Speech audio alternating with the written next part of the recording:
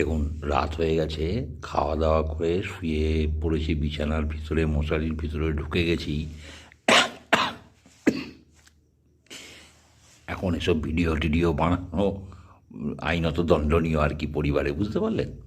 তা তবুও এই খেতে খেতে একটা ভিডিওতে ওই বারুইপুরে ভাইপোর র্যাম্প সভা দেখছিলাম আর কি। হুম, কী বলেছে একটু শুনি, শোনা হয়নি কাজে কাজে।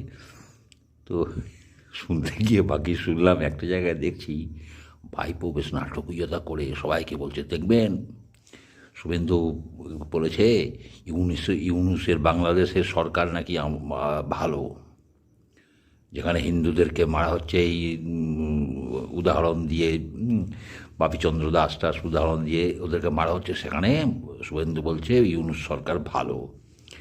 দাঁড়ান আপনাদেরকে শোনাচ্ছি, শুনবেন বলে মোবাইল থেকে চালিয়ে শোনালো।